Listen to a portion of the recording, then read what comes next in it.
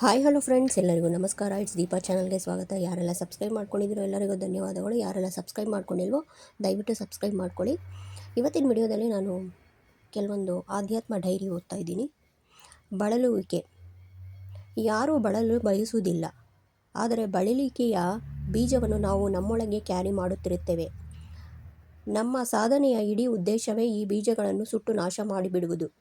ಈ ಸುಡುವಿಕೆಯೇ ಕೊಂಚ ಬಳಲುವಿಕೆಯನ್ನು ಉಂಟು ಮಾಡುತ್ತದೆಯಾದರೂ ಇದು ಇಡೀ ಬದುಕಿನ ಸಂಕಟಗಳಿಗಿಂತ ಬಹಳ ಕಡಿಮೆ.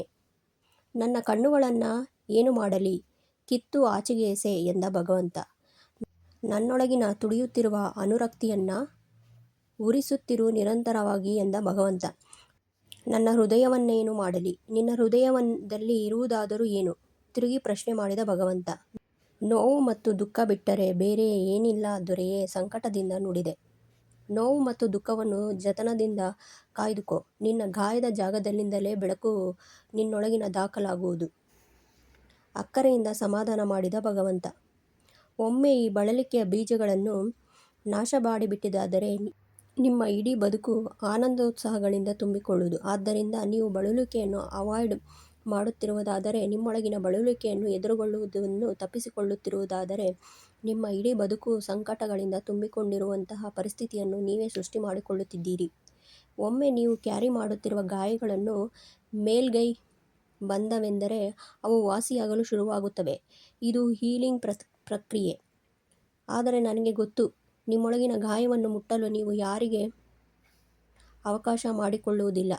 ನಿಮ್ಮೊಳಗಿನ ಗಾಯ ಇರುವುದನ್ನು ನೀವು ಒಪ್ಪಿಕೊಳ್ಳಲು ತಯಾರಾಗುವುದಿಲ್ಲ. ನೀವು ಆ ಗಾಯಗಳನ್ನು ಮುಚ್ಚಿಕೊಳ್ಳುತ್ತೀರಿ, ಆದರೆ ಗಾಯ ಮುಚ್ಚಿಕೊಳ್ಳುವುದರಿಂದ ಅವು ವಾಸಿಯಾಗುವುದಿಲ್ಲ. ಗಾಯ ಗಾಳಿಗೆ, ಸೂರ್ಯನ ಕಿರಣಗಳಿಗೆ ತೆರೆದುಕೊಳ್ಳಬೇಕು. ಮೊದಮೊದಲು ಇದು ಯಾತನಾಮಯವಾಗಿರಬಹುದು, ಆದರೆ ಒಮ್ಮೆ ಗಾಯವಾಯಿತೆಂದರೆ ನಿಮಗೆ ಅದರ ಸುಖ ಗೊತ್ತಾಗುವುದು. ಹೀಗಲ್ಲದೆ ಗಾಯ ವಾಸಿಯಾಗುವ ಇನ್ನೊಂದು ರೀತಿಯಲ್ಲ. ಗಾಯವನ್ನು ಪ್ರಜ್ಞೆಯ ಪರಿಧಿಗೆ ತರಲೇಬೇಕು. ಗಾಯವನ್ನು ಪ್ರಜ್ಞೆಯ ಹತ್ತಿರ ತರುವುದೆಂದರೆ ಗಾಯ ವಾಸಿಯಾಗುವ ಪ್ರಕ್ರಿಯೆ ಶುರುವಾದಂತೆ. ರೈಲಿನಲ್ಲಿ ನಿದ್ದೆ. ನಾವು ನಮ್ಮ ಪ್ರೇಮದ ಬೇರುಗಳಿಂದ ಹೊರತಾಗಿಬಿಟ್ಟಿದ್ದೇವೆ. ಜನ ಪ್ರೇಮರಹಿತ ಬದುಕನ್ನು ಬದುಕುತ್ತಿದ್ದಾರೆ. ಹೇಗೋ ಬದುಕನ್ನು ಜಗ್ಗಾಡುತ್ತಾ. ಹಾಗಾದರೆ ಏನು ಮಾಡುವುದು? ಪೂರ್ವ, ಪಶ್ಚಿಮ, ಉತ್ತರ, ದಕ್ಷಿಣ ಯಾವ ದಿಕ್ಕಿಗಾದರೂ ಸರಿ, ಅಂಥ ವ್ಯವಸ್ಥೆ ಏನೂ ಆಗದು. ನಿಮ್ಮ ಗುರಿ ಏನಾದರೂ ಇರಲಿ, ಆದರೆ ಪ್ರತಿ ಪ್ರಯಾಣ ನಿಮ್ಮ ಆಂತರ್ಯದ ಪ್ರಯಾಣವನ್ನಾಗುವುದನ್ನು ಖಚಿತಪಡಿಸಿಕೊಳ್ಳಿ. ದಯಮಾಡಿ ನೀವು ನಿಮ್ಮ ಅಂತರಂಗವನ್ನು ಪ್ರವೇಶಿಸಿದಾಗ ಇಡೀ ಜಗತ್ತನ್ನೇ ಎದುರುಗೊಳ್ಳುತ್ತೀರಿ ಮತ್ತು ಜಗತ್ತಿನಾಚೆಗೂ ಹೆಜ್ಜೆ ಹಾಕುತ್ತೀರಿ. ಮೊನ್ನೆ ಜೀನ್ ಪಾಲ್ ಸಾರ್ತ್ರೆ ಬರೆದ ಸಾಲೊಂದನ್ನು ಓದುತ್ತಿದ್ದೆ. ಸಾರ್ತ್ರೆ ಬರೀತಾರೆ, ಒಂದು ಮಗು ರೈಲಿನಲ್ಲಿ ನಿದ್ದೆ ಹೋಗುತ್ತಿದೆ. ಟಿಕೆಟ್ ಕಲೆಕ್ಟರ್ ಮಗುವನ್ನು ಎಬ್ಬಿಸಿ ಟಿಕೆಟ್ ಕೇಳುತ್ತಾನೆ. ಮಗುವಿನ ಹತ್ತಿರ ಟಿಕೆಟ್ ಇಲ್ಲ ಮತ್ತು ಟಿಕೆಟ್ ಕೊಳ್ಳಲು ಹಣವೂ ಇಲ್ಲ. ಬದುಕು ಥೇಟ್ ಈ ಮಗುವಿನ ಸ್ಥಿತಿಯಂತೆ.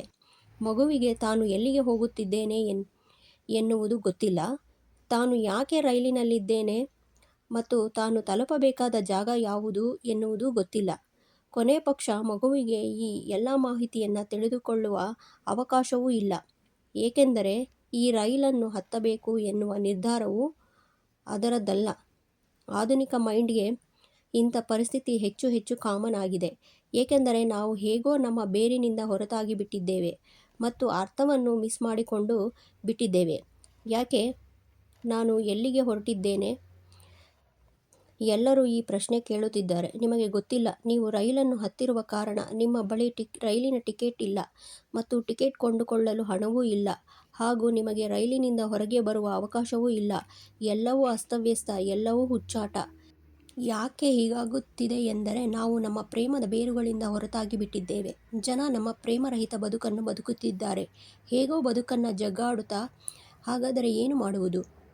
ನನಗೆ ಗೊತ್ತು, ಪ್ರತಿಯೊಬ್ಬರಿಗೂ ಒಮ್ಮಿಲ್ಲ ಒಮ್ಮೆ ರೈಲಿನಲ್ಲಿ ಮಲಗಿರುವ ಮಗುವಿನ ಪರಿಸ್ಥಿತಿಯನ್ನು ಅನುಭವಿಸುತ್ತಿರುತ್ತಾರೆ. ಆದರೂ ಬದುಕು ವಿಫಲವಲ್ಲ. ಏಕೆಂದರೆ ಈ ದೊಡ್ಡ ರೈಲಿನಲ್ಲಿ ಲಕ್ಷಗಟ್ಟಲೆ ಜನ ಗಾಢ ನಿದ್ದೆಯಲ್ಲಿದ್ದರೂ ಯಾವಾಗ ಕೆಲವರಾದರೂ ಎಚ್ಚರವಾಗಿರುತ್ತಾರೆ. ಮಗು ನಿದ್ದೆ ಮಾಡದಿರುವ, ಗೊರಕೆ ಹೊಡೆಯದಿರುವವರನ್ನು ಹುಡುಕಬಹುದು. ಪ್ರಜ್ಞಾಪೂರ್ವಕವಾಗಿ ಈ ರೈಲನ್ನು ಹತ್ತಿರುವ ವ್ಯಕ್ತಿಯನ್ನು, ತಾನು ಎಲ್ಲಿಗೆ ಹೋಗುತ್ತಿರುವೆ ಎನ್ನುವುದು ಗೊತ್ತಿರುವ ವ್ಯಕ್ತಿಯನ್ನು ಮಗು ಹುಡುಕಿ ಅವನ ಸಾಂಗತ್ಯದಲ್ಲಿ ತಾನು ಈ ಕುರಿತು ಪ್ರಜ್ಞೆಯನ್ನು ಗಳಿಸುವ ಅವಕಾಶವನ್ನು ಪಡೆಯಬಹುದು. ಒಮ್ಮೆ ಮುಲ್ಲಾ ನಜರುದ್ದೀನ್ ರೈಲು ಪ್ರಯಾಣ ಮಾಡುತ್ತಿದ್ದ. ತನ್ನ ಕಂಪಾರ್ಟ್ಮೆಂಟ್ಗೆ ಟಿಕೆಟ್ ಕಲೆಕ್ಟರ್ ಬರುತ್ತಿರುವುದನ್ನು ದೂರದಿಂದ ಗಮನಿಸಿದ ಮುಲ್ಲಾ ಸಹಪ್ರಯಾಣಿಕರ ಜೇಬುಗಳಲ್ಲಿ, ಚೀಲಗಳಲ್ಲಿ ತನ್ನ ಟಿಕೆಟ್ ಹುಡುಕತೊಡಗಿದ. ಮುಲ್ಲಾನ ಈ ವರ್ತನೆಯನ್ನು ನೋಡಿ ಆಶ್ಚರ್ಯಚಕಿತನಾದ ಸಹಪ್ರಯಾಣಿಕನೊಬ್ಬನು ಪ್ರಶ್ನೆ ಮಾಡಿದ. ಹಿರಿಯರೇ, ನಿಮ್ಮ ಟಿಕೆಟು ನಿಮ್ಮ ಜೇಬು ಅಥವಾ ನಿಮ್ಮ ಚೀಲದಲ್ಲಿರಬೇಕಲ್ಲವೇ? ನೀವು ಅಲ್ಲಿ ಬಿಟ್ಟು ಬೇರೆಲ್ಲ ಕಡೆ ಹುಡುಕುತ್ತಿದ್ದೀರಲ್ಲ? ಹೌದು, ನಾನು ಅಲ್ಲಿ ಹುಡುಕಬಹುದಿತ್ತು. ಆದರೆ ಟಿಕೆಟ್ ಅಲ್ಲಿ ಸಿಗದಿದ್ದರೆ ನನ್ನ ಎಲ್ಲ ಭರವಸೆಯೂ ನಾಶವಾಗಿ ಬಿಡುತ್ತದಲ್ಲ? ಮುಲ್ಲಾ ಉತ್ತರಿಸಿದ. ಏನೂ ಸಂಭವಿಸುತ್ತಿಲ್ಲ. ಓಶೋ ಡೇ 133. ಎಲ್ಲ ಪ್ರಶಾಂತವಾಗಿದೆ ಎಂದರೆ ಏನೂ ಸಂಭವಿಸುತ್ತಿಲ್ಲ ಎಂದಲ್ಲ. ಪ್ರಶಾಂತತೆಯು ಒಂದು ಆಗುವಿಕೆಯೇ, ಮತ್ತು ಇದು ಬೇರೆ ಎಲ್ಲ ಗದ್ದಲದ ಆಗುವಿಕೆಗಳಿಗಿಂತ ಬಹಳ ಮಹತ್ವದ್ದು. ಮನುಷ್ಯರೇ, ನಿಮ್ಮೊಳಗೆ ಅದ್ಭುತಗಳ ಬೀಜ ಅಡಗಿದೆ. ಈ ಗುಲಾಬಿಯೊಳಗಿನ ಗುಲಾಬಿಯು ಆಹ್ಲಾದದೊಡನೆ ಒಂದಾಗಿ ಇಷ್ಟು ಮಾತ್ರ ಒತ್ತಿ ಹೇಳುವುದು ಪ್ರವಾದಿಯ ಬದುಕಿನ ಒಂದೇ ಒಂದು ಕಾರಣ, ಸಂಶಯ ಅಸ್ತಿತ್ವದ ಒಂದು ಭಾಗ. ಆತ್ಮದ ಬಗ್ಗೆ ಯಾರು ತಾನೇ ಸಾಕ್ಷಿ ಹೇಳಬಲ್ಲರು? ಪ್ರಾರ್ಥನೆಯಲ್ಲಿ ಅಂತಃಕರಣದಲ್ಲಿ ಆತ್ಮದೊಂದಿಗೆ ಮಾತಿಗಿಳಿದಾಗ ಪ್ರಶ್ನೆ ಮಾಡುತ್ತೇನೆ, ಆತ್ಮ ನನ್ನ ದೇಹವನ್ನು ಬಿಟ್ಟು ಹೋದಾಗ ಕವಿತೆಗಳ ಗತಿ ಏನು? ಉತ್ತರ ನೋಡಿ ಹೇಗಿದೆ. ಮೊದಲು ಹಾಗಿತ್ತು. ಯಾವುದರ ಬಗ್ಗೆ ಭಯ ನಿನಗೆ? ಪ್ರೇಮ. ದಯವಿಟ್ಟು ಈ ಕವಿತೆ ಪೂರ್ಣ ಮಾಡು. ಯಾವ ಪದಗಳು ಅನನ್ಯ ಎನ್ನುವುದು ನಿನಗೆ ಮಾತ್ರ ಗೊತ್ತು. ಶಮ್ಸ್ ಹೆಸರುಗಳ ಅರ್ಥ ಹೇಳು. ನೀನು ಸ್ವತಃ ಒಳಗಿನ ಆಕಾಶ. ನೀವು ಕಿರುಚುವಾಗ, ಕೂಗುವಾಗ ಏನೋ ಒಂದು ಆಗುತ್ತಿದೆ ಎಂದು ನಿಮಗೆ ಅನಿಸುತ್ತದೆ. ಯಾವಾಗ ಇದ್ಯಾವುದೋ ಆಗುತ್ತಿಲ್ಲವೋ, ಯಾವಾಗ ನೀವು ನಿಮ್ಮೊಳಗೆ ಆಳ ಮೌನವನ್ನು ಅನುಭವಿಸುತ್ತಿದ್ದೀರೋ, ಆಗ ಏನೂ ಆಗುತ್ತಿಲ್ಲ ಎಂದು ನೀವು ನಿರ್ಣಯಕ್ಕೆ ಬರುತ್ತೀರಾ. ಆದರೆ ಇದು ಕೂಡ ಒಂದು ಮಹಾ ಆಗುವಿಕೆ, ಬೇರೆ ಎಲ್ಲಕ್ಕಿಂತ ಮಹತ್ವದ್ದು. ಹಾಗೆ ನೋಡಿದರೆ ಆ ಬೇರೆ ಎಲ್ಲ ಸಂಗತಿಗಳು ಸೇರಿ ಇದಕ್ಕೆ ದಾರಿ ಮಾಡಿಕೊಟ್ಟಿವೆ. ಇದು ಮುಖ್ಯ ಗುರಿ. ಬಾಕಿ ಎಲ್ಲವೂ ಕೇವಲ ಈ ಮುಖ್ಯ ಗುರಿಯ ಸಹಯೋಗಿಗಳು. ಆದರೆ ಮೊದಮೊದಲು ಇದು ಖಾಲಿ ಅನಿಸುತ್ತದೆ. ನೀವು ಸುಮ್ಮನಿದ್ದೀರಿ ಮತ್ತು ಏನೂ ಆಗುತ್ತಿಲ್ಲ ಎಂದು ನನಗೆ ಅನಿಸುತ್ತದೆ. Nothing is happening. ಮತ್ತು ನಥಿಂಗ್ ಬಹಳ ಸಕಾರಾತ್ಮಕವಾದುದು. ಜಗತ್ತಿನಲ್ಲಿ ಅದು ಅತ್ಯಂತ ಮಹತ್ವದ ಧನಾತ್ಮಕವಾದ ಸಂಗತಿ. ಈ ನಥಿಂಗ್ ಅನ್ನೇ ಬುದ್ಧ ನಿರ್ವಾಣ ಆತ್ಯಂತಿಕ ಎಂದು ಗುರುತಿಸಿದ್ದು. ಆದ್ದರಿಂದ ಇದಕ್ಕೆ ಅವಕಾಶ ಮಾಡಿಕೊಡು. ಖುಷಿಯಿಂದ ಅನುಭವಿಸಿ. ಇದು ಹೆಚ್ಚು ಹೆಚ್ಚು ಆಗಲಿ. ಮುಕ್ತವಾಗಿ ಸ್ವಾಗತಿಸಿ. ಇದು ಸಂಭವಿಸಿದಾಗ ಮತ್ತೆ ಮತ್ತೆ ಸಂಭವಿಸಲು ಕಣ್ಣು ಮುಚ್ಚಿಕೊಂಡು ಆನಂದಿಸಿ. ಇದು ಸಂಪತ್ತು. ನನಗೆ ಗೊತ್ತು, ಇದು ಪ್ರತಿಯೊಬ್ಬರ ಅನುಭವ ಕೂಡ. ಜನ ತಮ್ಮೊಳಗೆ ಹಲವಾರು ಸ್ಫೋಟಕಗಳನ್ನು ಅನುಭವಿಸುತ್ತಾರೆ ಮತ್ತು ಈ ಸ್ಫೋಟಕಗಳು ಏನು ಎಂದು ಗೊತ್ತಿರದಿರುವುದರಿಂದ ಇವು ಮಾಯವಾದಾಗ ಜನ ಇವುಗಳನ್ನು ಮಿಸ್ ಮಾಡಿಕೊಳ್ಳುತ್ತಾರೆ. ಜನ ಇಂಥ ಸ್ಫೋಟಗಳನ್ನು ಮತ್ತೆ ಬಯಸುತ್ತಾರೆ. ಅವರು ಈ ಸ್ಫೋಟಗಳಿಗಾಗಿ ಒತ್ತಾಯ ಮಾಡಲು ಶುರು ಮಾಡಿದಾಗ ಸ್ಫೋಟಗಳ ಚೆಲುವನ್ನು ನಾಶ ಮಾಡಿಕೊಂಡು ಬಿಡುತ್ತಾರೆ. ಆದ್ದರಿಂದ ಕಾಯಿರಿ. ಸ್ಫೋಟ ತಂತಾನೇ ಆಗುತ್ತಿದೆಯಾದರೆ ಅಡ್ಡಿಯಿಲ್ಲ, ಆದರೆ ಫೋರ್ಸ್ ಮಾಡಲು ಹೋಗಬೇಡಿ. ಮೌನ ಸ್ಫೋಟವಾಗುತ್ತಿದೆಯಾದರೆ ಆನಂದಿಸಿ. ಈ ಬಗ್ಗೆ ನೀವು ಖುಷಿಯಾಗಿರಬೇಕು. ಜಗತ್ತಿನ ಸಮಸ್ಯೆ ಏನೆಂದರೆ ಜನರಿಗೆ ಯಾವುದು ಏನು ಎನ್ನುವುದು ಗೊತ್ತಿಲ್ಲ. ಅವರು ಖುಷಿಯಾಗಿರಬೇಕಾದಾಗ ಸಂಕಟ ಅನುಭವಿಸುತ್ತಾರೆ, ಸಂಕಟ ಅನುಭವಿಸಬೇಕಾದಾಗ ಖುಷಿಯಾಗಿರುತ್ತಾರೆ. ಮಾರುಕಟ್ಟೆಯಲ್ಲಿ 2 ಕಂಕಳು ಊರಗೋಲು ಇಟ್ಟುಕೊಂಡು ನಡೆಯುತ್ತಿದ್ದ ನಜರುದ್ದೀನನ್ನು ಹೆಣ್ಣು ಮಗಳೊಬ್ಬಳು ನಿಲ್ಲಿಸಿ ಅವನಿಗೆ ಕೈಗೆ ಹಣ ಕೊಟ್ಟು ಕಷ್ಟ ಸುಖ ವಿಚಾರಿಸಿದಳು. ಆದರೆ ಅವಳು ಅಷ್ಟಕ್ಕೆ ಸುಮ್ಮನಾಗದೆ ಉಪದೇಶಕ್ಕೆ ಶುರು ಹಚ್ಚಿಕೊಂಡಳು. ಕಾಲಿನಲ್ಲಿ ಶಕ್ತಿ ಇಲ್ಲದವರ ಕಷ್ಟ ನನಗೆ ಅರ್ಥವಾಗುತ್ತದೆ. ಆದರೆ ಒಮ್ಮೆ ಕಣ್ಣು ಇಲ್ಲದವರ ಬಗ್ಗೆ ಯೋಚಿಸು. ಅವರ ಸಂಕಟ ಎಲ್ಲದಕ್ಕಿಂತ ದೊಡ್ಡದು. ಹೆಣ್ಣು ಮಗಳು ಮಾತು ಮುಗಿಸುವುದೇ ತಡ. ನಜರುದ್ದೀನ್ ಉತ್ತರಿಸಿದ, ಹೌದು, ಒಪ್ಪಿದೆ. ಕುರುಡರ ಸಂಕಟ ಎಲ್ಲದಕ್ಕಿಂತ ದೊಡ್ಡದು. ಕಳೆದ ತಿಂಗಳು ನಾನು ಕುರುಡನಾಗಿದ್ದಾಗ ಜನ ನನ್ನ ಜೇಬಿಗೆ ಕೋಟಾ ನೋಟು ತುರುಕಿ ಹೋಗುತ್ತಿದ್ದರು. ಬದಲಾಗುತ್ತಿರುವ ಹವಾಮಾನ. ಓಶೋ ಡೇ 132.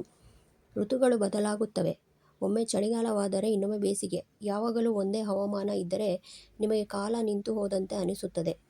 ಬದುಕಿನಲ್ಲಿ ಏನೇ ಘಟಿಸಿದರೂ, ಎಂಥ ಸಂಕಟದ ಸಮಯಗಳು ಎದುರಾದರೂ ದಯವಿಟ್ಟು ಹತಾಶೆಯ ಮನೆ ಇರುವ ವಠಾರಕ್ಕೆ ಕಾಲಿಡಬೇಡಿ. ಎಲ್ಲ ಬಾಗಿಲುಗಳು ಸಂಪೂರ್ಣವಾಗಿ ಮುಚ್ಚಿದರೂ ಭಗವಂತ ಕೇವಲ ನಿನಗಾಗಿ ಎಂದೇ ಹೊಸ ದಾರಿಯೊಂದನ್ನು ಹುಟ್ಟುಹಾಕುತ್ತಾನೆ. ಅವನ ಅಪಾರ ಕರುಣೆಯನ್ನು ಸ್ಮರಿಸು. ಎಲ್ಲ ಮನಸ್ಸಿನಂತೆ ನಡೆಯುತ್ತಿರುವಾಗ ಕೃತಜ್ಞತೆಗಳನ್ನು ಒಪ್ಪಿಸುವುದು ಸುಲಭ ಸಾಧ್ಯ. ಆದರೆ ತನಗೆ ಕೊಡಲಾಗದಿರುವುದರ ಬಗ್ಗೆ ಮಾತ್ರ ಅಲ್ಲ, ನಿರಾಕರಿಸಿದ ಬಗ್ಗೆ ಕೂಡ. ಸೂಫಿ ಕೃತಜ್ಞ. ಹವಾಮಾನ ಏನಿದೆಯೋ ಅದನ್ನು ಇಷ್ಟಪಡಲು ಕಲಿಯಬೇಕು. ಇದನ್ನೇ ನಾನು ಪ್ರಬುದ್ಧತೆ ಎನ್ನುವುದು. ಇರುವುದನ್ನು ಇಷ್ಟಪಡಬೇಕು. ಇರುವುದನ್ನು ಬಿಟ್ಟು ಇರದಿರುವುದನ್ನು ಬಯಸುವುದು ಅಪ್ರಬುದ್ಧತೆ. ಇರುವ ಪರಿಸ್ಥಿತಿ ಅದೇನೇ ಇದ್ದರೂ ಒಳ್ಳೆಯದು. ಅದನ್ನು ಪ್ರೀತಿಸಿ ಇಷ್ಟಪಡಿ.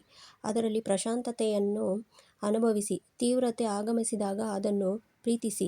ಅದು ನಿಮ್ಮನ್ನು ಬಿಟ್ಟು ತೆರಳಿದಾಗ ಶುಭವಿದಾಯ ಹೇಳಿ. ಸಂಗತಿಗಳು ಬದಲಾಗುತ್ತಲೇ ಇರುತ್ತವೆ. ಬದುಕು ಒಂದು ಹರಿವು. ಯಾವುದೂ ಒಂದೇ ರೀತಿ ಇರುವುದಿಲ್ಲ. ಒಮ್ಮೊಮ್ಮೆ ಹರಿದಾಡಲು ವಿಪರೀತ ಅವಕಾಶಗಳಿದ್ದರೆ ಇನ್ನೊಮ್ಮೆ ಒಂದು ಹೆಜ್ಜೆಯೂ ಮುಂದಿಡಲಾಗದಂತಹ ಪರಿಸ್ಥಿತಿ ಇರುತ್ತದೆ. ಎರಡೂ ಒಳ್ಳೆಯದೇ.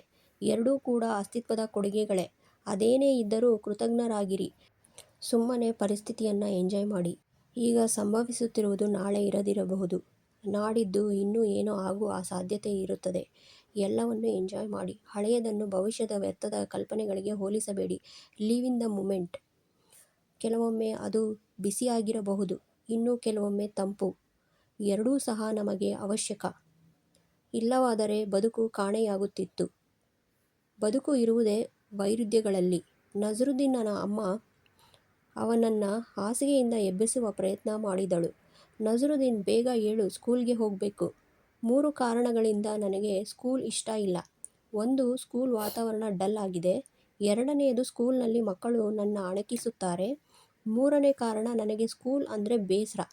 ನಜರುದ್ದೀನ್ ಹಾಸಿಗೆಯಿಂದ ಏಳದೆ ಅಮ್ಮನಿಗೆ ಸಮಜಾಯಿಷಿ ಹೇಳಿದ.